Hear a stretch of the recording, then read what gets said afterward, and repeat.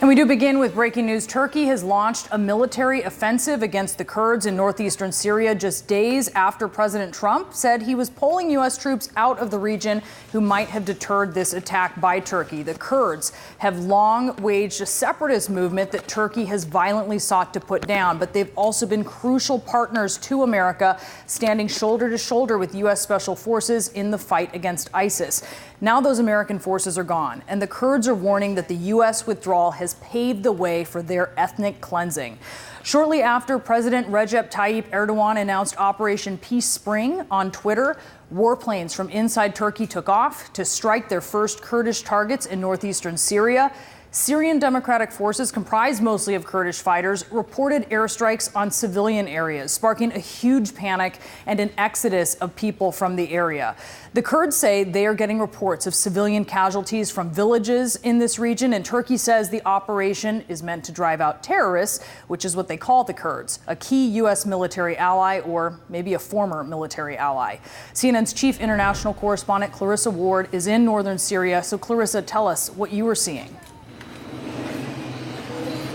So, Brianna, we were right on the outskirts of the town of Ras Al Ain in the aftermath of those first wave of strikes coming from Turkish artillery. We believe we saw thick black plumes of smoke of at least 6 different strike targets. The air was just thick with that smoke. There was a fire, also apparently a cotton factory that had caught fire after being hit by a strike.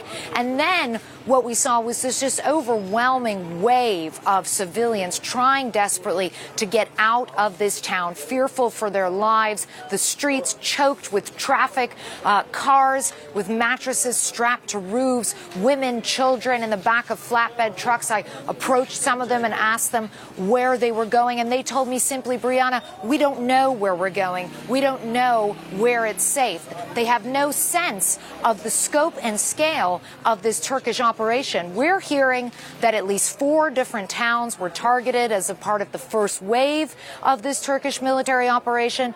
Kurdish authorities are also saying 1 civilian has been killed, 7 injured, including 2 children.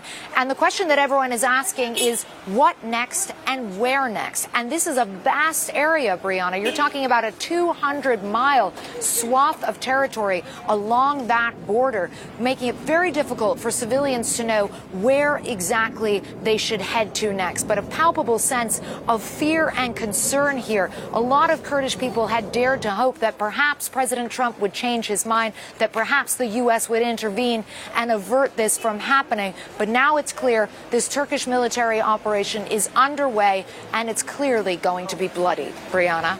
And Clarissa, Kurds control prisons that house thousands of ISIS fighters, and they're warning they may have to abandon them. What could happen?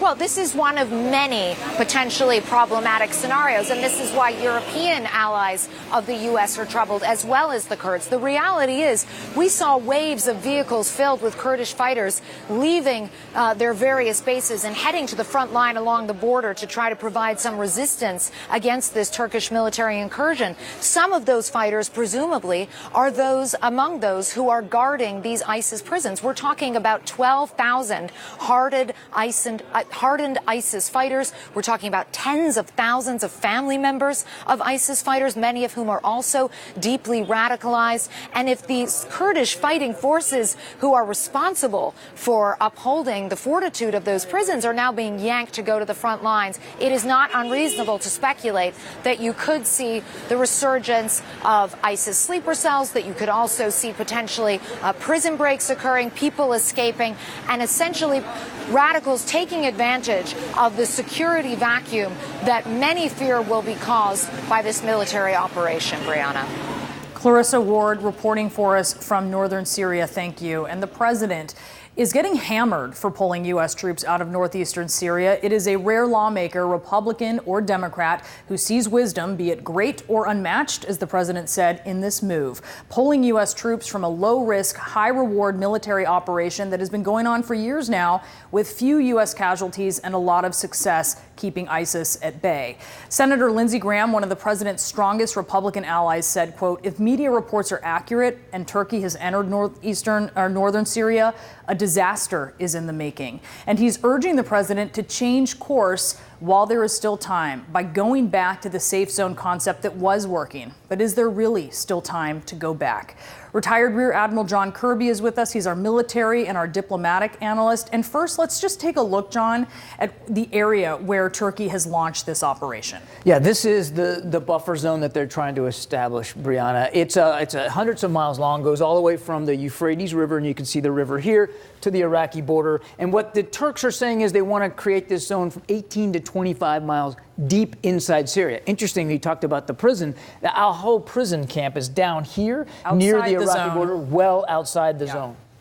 Okay, so you heard what Senator Graham said there. He said, let's change course while there is still time to go back. But is there really time to go back? Because at this point in time, the Kurds are feeling quite betrayed by the departure of U.S. forces. I never say never, but it would be really, really difficult now for the Trump administration to reverse course and try to forestall this Turkish incursion. They've already struck with artillery, long-range artillery, and airstrikes. They have created civilian casualties. They've already damaged and destroyed parts of 2 different cities along that border, and we don't have the capacity right now to stop that. Not to mention, our Syrian Democratic Forces just in the last hour or so announced that they were suspending all operations against ISIS to focus on the Turkish incursion. Good luck getting them back on side with you to try to stop this. Yeah, they have other worries right now. It's going to be very difficult. Admiral Kirby, thank you so much. My pleasure. As a U.S. official is telling CNN that the Syrian Democratic Forces, most of whom are Kurds, as we mentioned, have suspended these counter-ISIS operations,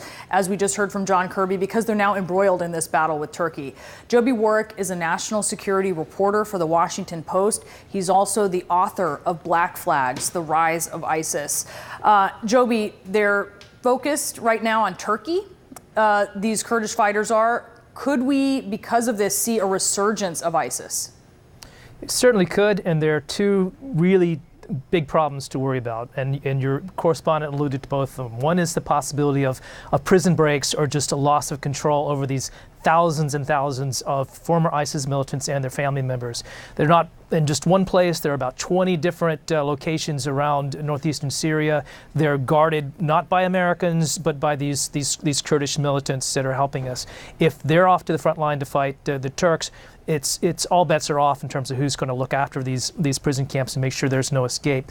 It's interesting, about a month ago, the leader of ISIS, Abu Bakr al-Baghdadi, issued a video statement in which he called on his followers to do prison breaks specifically. He's looking to get his people out because there are a lot of people in these prisons, and about 2,000 of them are foreigners. They're from other countries outside the region. Many of them are European. If they get out of the prisons, some of them will try to go home, and they're a big problem we'll have to deal with in the future. So this U.S. military operation in Syria is seen as a model of a light footprint strategy as opposed to huge military operations like we see in Afghanistan. What does this mean more broadly for U.S. military engagements that the U.S. is walking away from this? Well, you're right. This has been a very good partnership in the sense that there's been very few American casualties.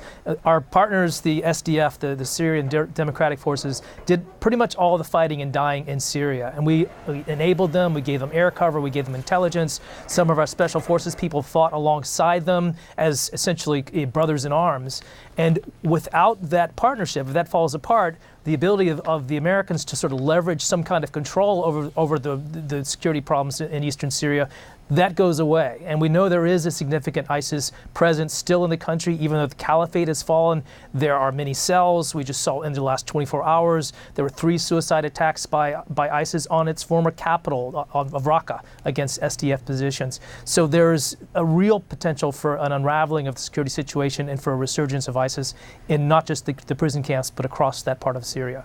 And let me just ask you quickly, Joby, if that happens and the U.S. needs to go back in and keep ISIS at bay, could they expect to rely on Kurdish partners to really take the lead on that?